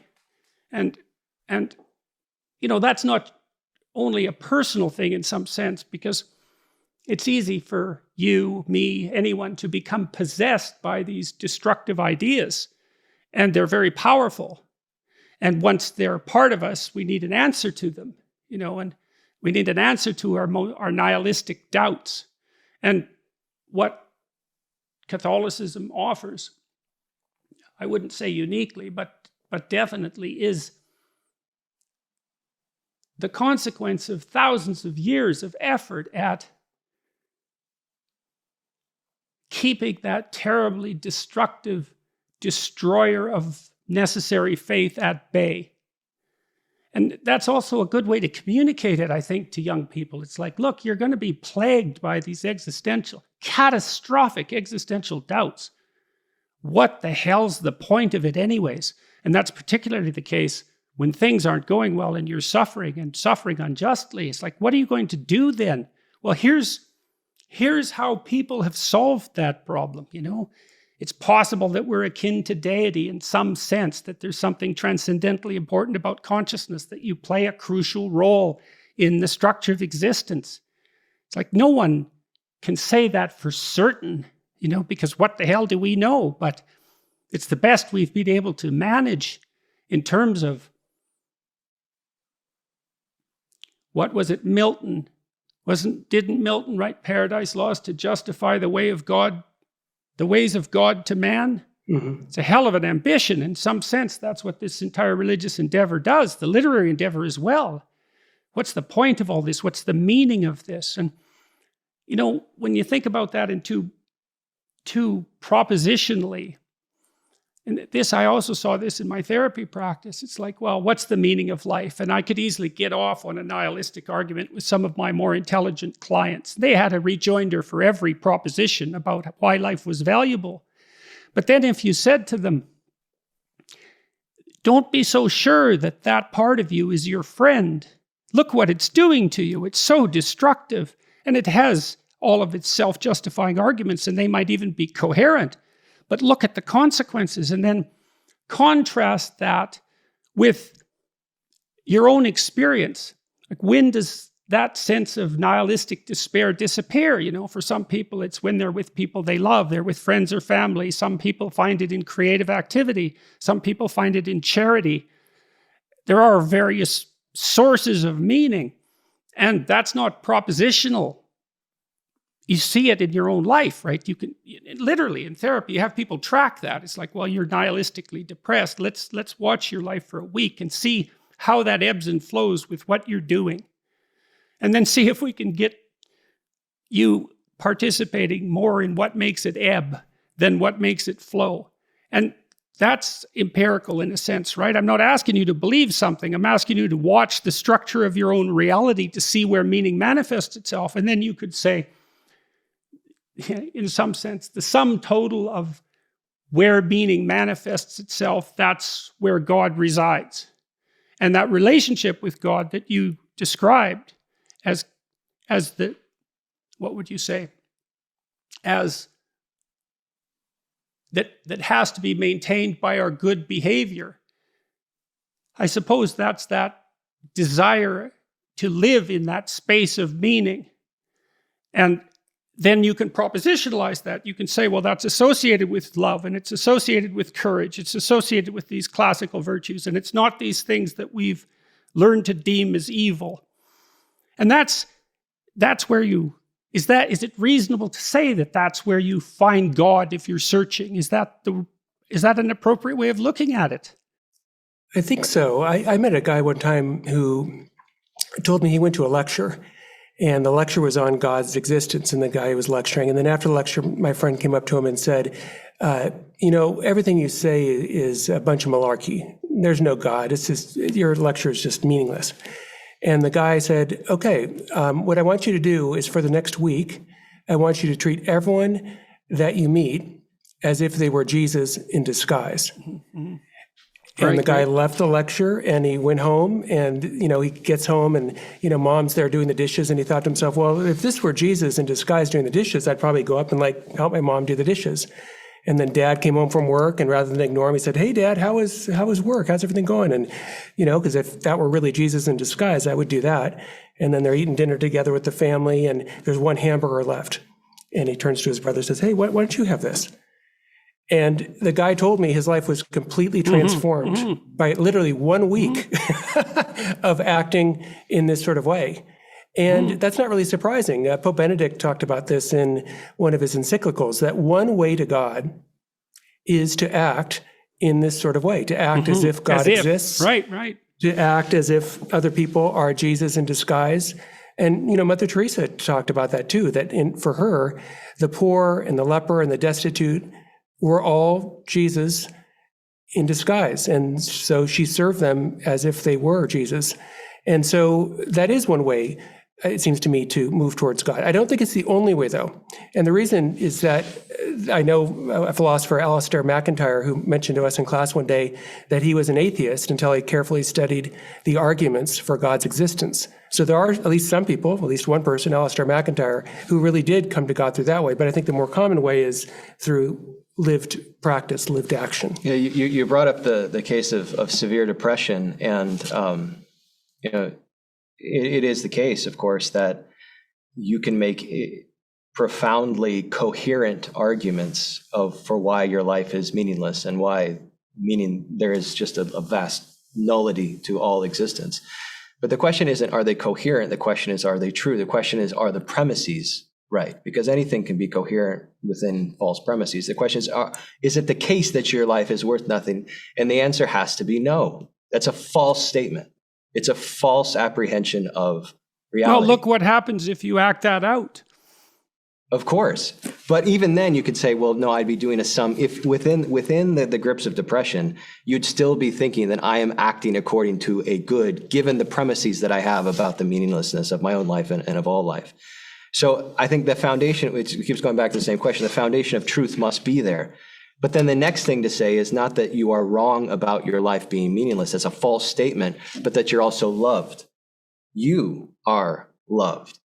And I think that's the kind of thing, at least my own experience, that can take you out of the darkness, that your life is not about you and your own thoughts. It's not about you and the systems that you are building. Ultimately, you are in response to something much greater than you. And that thing that's greater than you is looking at you and calling you out and saying, I love you. So it's not an either or. It's not, well, what's true propositionally about the nature of existence and is there a soul? It is that, and I am calling you, which is a universal call for us as Catholics. This exercise that you described, Dr. Kaczor, I believe that when we see other people, except under very extraordinary circumstances, we see an illusion that we project upon them. Mostly. It's a simplifying illusion. We don't see the whole person. Partly, I suppose, because we couldn't tolerate the complete vision.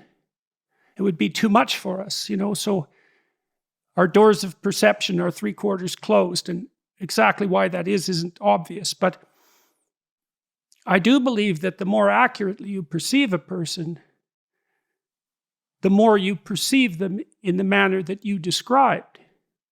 You see this eternal, recurring, conscious hero striving against the darkness. And when you treat people like that, of course they're compelled by that. It's a compelling way to be interacted with. Although, I don't know what it is that maybe it's not obvious how much of that you can tolerate, which is a very strange thing too. I'm thinking about this. Most of what we perceive is our memory. And sometimes that is stripped away and we see what's there, but seeing what's there is awe-inspiring. It's gripping and it instills terror. And I think that's the same as the burning bush. And in some sense, everything is a burning bush. But you're blinded to it.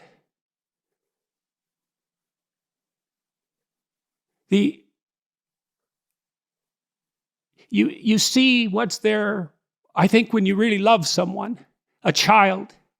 You really see that in a child if you're a parent, right? You don't see a generic baby, you see that actual person. So that memory that pushes generic baby into your field of vision dissipates and you see what's actually there, and that love drives that. I imagine it does that. Love seems to...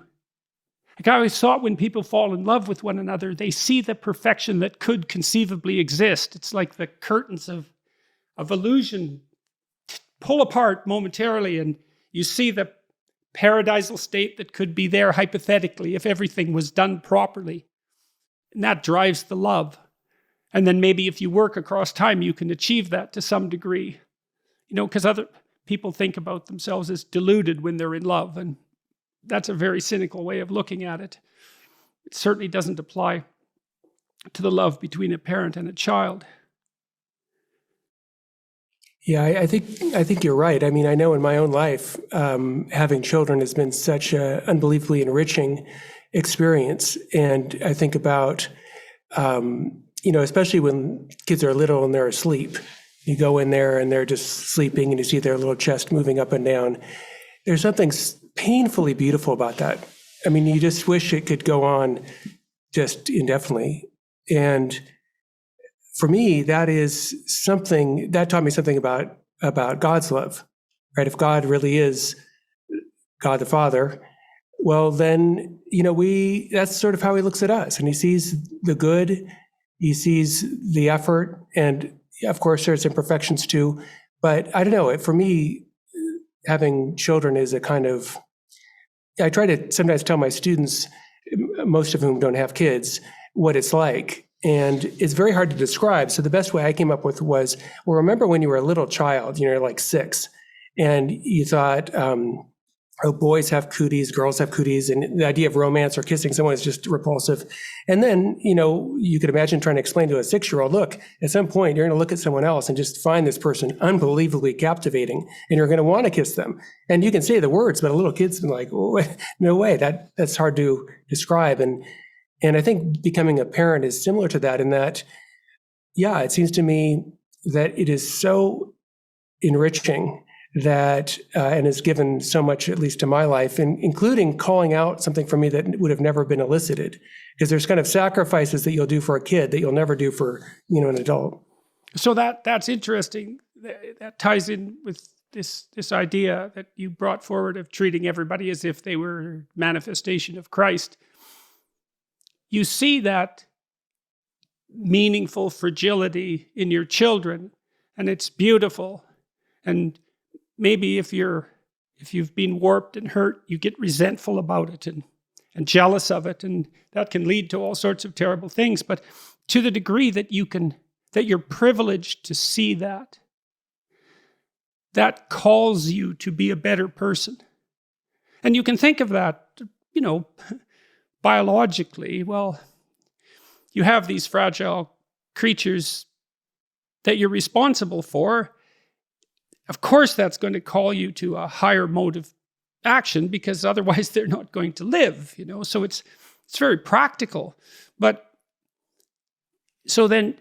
what you see there is if you view someone with love, then it's incumbent upon you to treat them as if they're valuable. And then the more you treat other people as if they're valuable, the better person you are. That just comes along for the ride in some sense. So none of that seems questionable to me. That seems solid. And so then maybe the more love you view other people with, the higher the moral demand that's placed on you. And then I would say too, well then, that's another reason why it's so important to be truthful and in some sense to be good, because it isn't obvious to me that you can withstand that moral load if you're compromised by too much sin. It's too much. And that's another thing that we're not very good at teaching young people about. You shouldn't do that. It's like there's a sanctimonious authority that goes along with that that's the wrong tone. It's more like,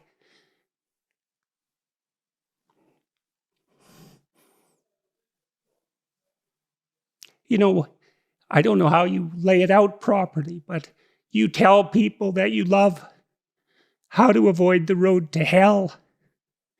And you don't do that because you're shaking your finger at them or because you're a moral authority. You do it because you don't want them to burn. And I think there's too much of the moral authority still in the church and not enough of the love that helps people avoid the fire. I think that what you just beautifully described is the unity of the love commandment, that you love God with all your heart and all your soul and all your mind, and you love your neighbor as yourself. Mm-hmm. The love of God identifies the pattern, and then that interplay between the love of the neighbor and the love of the self. They're differentiated but inextricably intertwined. And so to love the neighbor is to see the neighbor as he or she actually is, and to respond to the actuality, not to your desires, not to what you want this person to be in a utilitarian or instrumental sense, but to the reality of that eternal soul right there. And in and through that, then you see who you are. And that's a commentary on the Ten Commandments, right? That's Christ's summation of the Ten Commandments. So that's another illustration of that abstraction. Proper behavior, the story on top of that, the propositions, that would be the Ten Commandments, let's say. So then Christ is challenged on the Ten Commandments, something like, rank order these if you're so wise. Yeah. Right? Right, exactly, because you're going to say something heretical. And Christ does this unbelievable sleight of mind and extracts out two superordinate principles. And it's done in such a compelling way that the interlocutor, who's basically a prosecutorial mind, like an inquisitionist in some sense, is reduced to silence. That's a very powerful story. It's one of those stories, you read that, you think, it's not obvious how someone could have made that up. There's a lot of genius. There's an immense well of moral genius in that story. And the idea that that's some sort of casual, false construct, produced for the purposes of power. It's like, well, you try to write a story that short, that is that wise. See how far you get with it. So, yeah, and those stories are all over the Gospels. I mean, think about the story where the woman is caught in adultery, And they say to Jesus, well, the law says we should stone her to death. What do you say? And they're trying to trap him, of course, because if he says, well, don't stone her to death, then they say, well, you're against Moses, huh? You're a religious heretic. And then if he says, go ahead and throw the stones, then he's going against his message of mercy. But Jesus, of course, says very famously, let whoever has the first sin cast the first, or whoever has no sin cast the first stone. And, everyone has to drop their stones and go away. Yeah. And then he says to her, of course, go and sin no more. So that kind of story, you think, yeah, you'd have to have quite an imagination, be a kind of literary genius to come up with this. And I think it's important in part because Christ combines both, right? That is to say, we have the command, and the commandment, say, not to commit adultery, is there for a reason. I'm sure you know from your clinical practice that, that can cause unbelievable problems, for couples and families.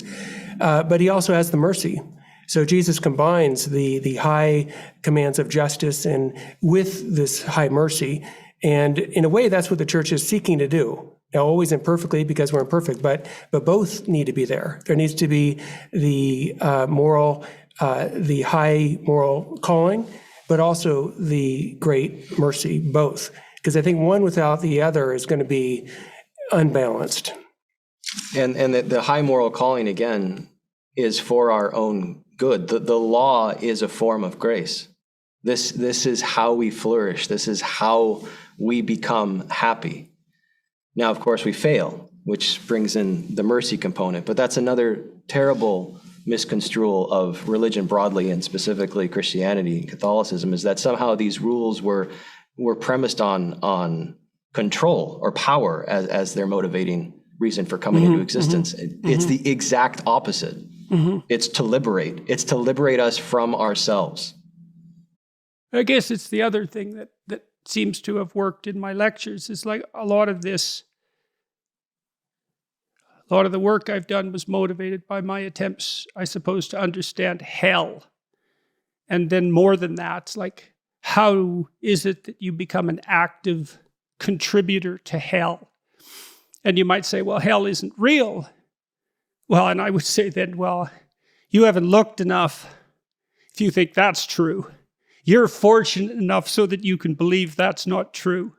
It's like you know nothing about history and you've been unbelievably sheltered in your own life if you don't believe that hell is real. And, maybe only someone cruel would wish that ignorance be stripped away from you. But if you study history as a perpetrator, well then, if you study history, you believe in hell. And if you study history as a perpetrator, then you see how your own inequity contributes to that. And then it's not unreasonable to say, well, if you love people, you would try to guide them away from that. And when I did my Maps of Meaning lectures at the university and in public, that's always in the back of my mind. It's, well, look at what happened in Germany, and look at what happened in the Soviet Union, and look at what happened in China, and how do you act so that happens? Well, I wouldn't make that happen. It's like, if you say that, then you would. Because you don't know enough. Because if you do, you'd say, yes, I could contribute to that, and I probably am, and I should be terrified enough to stop if I only knew how. And then these guidelines to love and to tell the truth, they are, in fact, protection against exactly that kind of catastrophe. Yeah, and I think it's true not only in those very dramatic examples of hell, like the Gulag, but I think it's true in a really everyday sense. I mean, yes. Hell can start here on earth in a very everyday sort of way. So I think of somebody actually that I know on my block, and this person is incredibly angry at everyone, even people that try to help this person. She's always angry at them, and she's filled with hatred and bitterness, and everything's bad. And so for this person, I would say she is already living in hell, the beginning of hell, at least here on earth. I mean, her life, as far as I can tell, is just really, really hellish in every respect. And then people in contact with her, she makes their life hellish very often. And the reverse is true too. There can be people here and now who are already living in the beginnings of heaven. They're filled with love for God. They're filled with love for other people. They love themselves.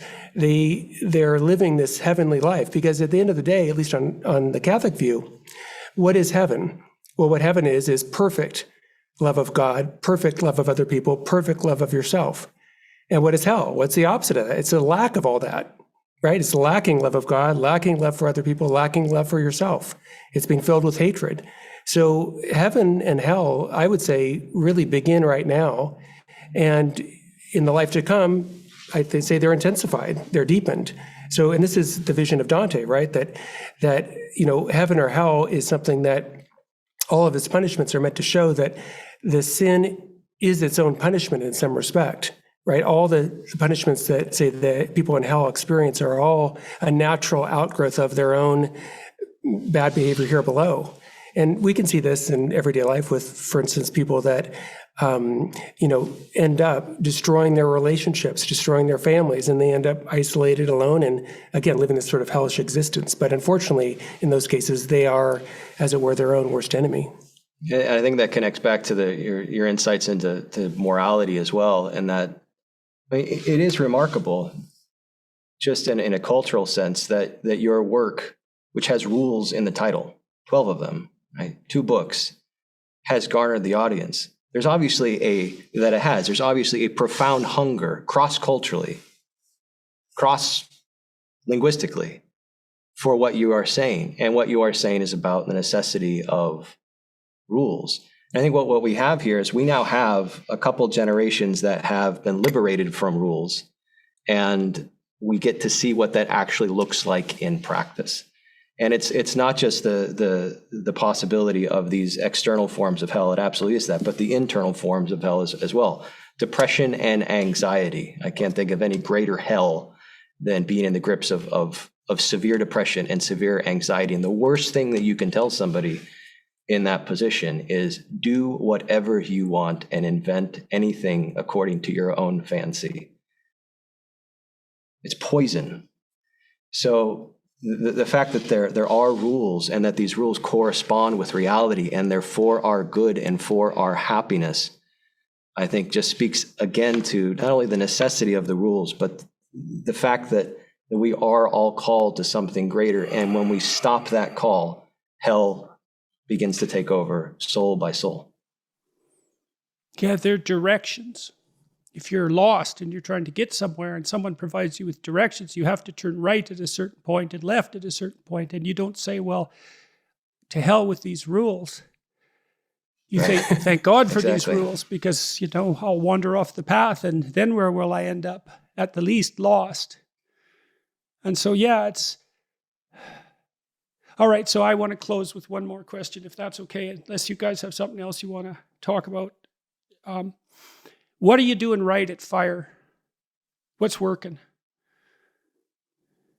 At Word on Fire? Yeah. What's working? What's working? I think a lot of it, I would say, it sort of follows the contours of the conversation that we've had. The rules are there. The dogmatic clarity is there. The arguments are there. The propositions and the defense of those propositions is all there. So there's sort of we call apologetic foundation to it. So it's necessary, but again, not the most important. One of Word on Fire's ways of describing the work that it does is acting at the intersection of faith and culture and leading with beauty. So again, there's theological freeze in this. If God exists, then God is the unity of all that is good, all that is true, and all that is beautiful. And these aren't mutually exclusive. You don't have to choose one or the other. So the mission of this apostolate is to, without any kind of denigration of the importance of truth, is to lead with beauty, and with that to reopen the eyes of the culture to the possibility of being happy and living a life that is genuinely enchanted in a non-magical, real sense. Is it working? Are you seeing results? I think so. So, I follow Word on Fire very closely in terms of the materials they produce, and I benefit from them and enjoy them a lot. And I think part of the success is the distinctive work of Bishop Robert Barron. I mean, I think that he is to be credited. His own intellectual way of putting things and his winning way of persuading others, I think is very, very powerful and has seen great results. So I'm very grateful to be connected with Word on Fire. And as I say, not only do I sometimes produce content for them, but also I benefit personally from listening to his podcasts, his sermons, etc. So it's been a real benefit for me. I'm going to be talking to him in a couple of days, along with Jonathan Pageau and John Vervaeke. So I'm very much looking forward to that. An extension of this conversation, I suppose. So is there anything that we didn't talk about that you think is vital that we should talk about? Well, one thing I wanted to ask you and encourage you really would be if at some point you could carry out the plan that you've talked about before of giving lectures on Exodus. And I realize given COVID restrictions and things like that, maybe it's impossible right now to rent out a huge place, et cetera. But I wonder if you could even just do it via video, right? That you know, or even to a very small group. I think that your lectures on Genesis were such a huge benefit for literally millions of people. And I think that lecturing on Exodus, which in some ways is an even more gripping story, I mean, it's very dramatic. I think that could be an enormous benefit to many, many people. So anyway, I just was wondering if you were planning on doing that, or if you'd be willing, maybe, given COVID and restrictions, maybe to do it in a different format, slightly different than you did before. I'm trying to figure out how to do it. I've had a lot of health trouble and it's got in the way in a big way. I'm trying to figure out how to do it and to figure out if I can do it. It's not obvious to me what I'm capable of doing and what I can't do. But it's definitely something I would love to do. I have the ideas. I developed them in the lectures, obviously, but I would love to do it. So God willing and all that. I would just end with a statement, I suppose, and I'm sure you already know this, but there are many, many believers like ourselves who are praying for you and who are so grateful for the work that you are doing. Whatever your personal beliefs are and however you work that out, we're so grateful for your voice on the international stage and the kinds of arguments that you're making and the kinds of appeals to becoming better, both individually and socially as communities. You are a light in the darkness for many people. And again, I'm saying that as a believer from within the Christian community, looking out at someone who's not claiming to be a Christian. But I just want you to know that we are praying for you and that we wish you all the best. It's very much appreciated. Very much appreciated. So I really hope that I can do these Exodus lectures. That would be something. So I'm working out a way to do it. I have a group of people maybe that I'm going to talk to Exodus about. I might just record those discussions like this. We'll walk through it with some people who can help comment. So I think I might be able to manage that. We'll see. Well, thank you very much, gentlemen. And for the attention that you showed me in the book and all of that, and for the work you're doing with Word on Fire. And hopefully we'll get a chance to talk again. We'll see what people think of this conversation, see what they might want to hear more about or less about. So. Thank you, Jordan. Thank you, Jordan. Thank you. All right. Bye-bye.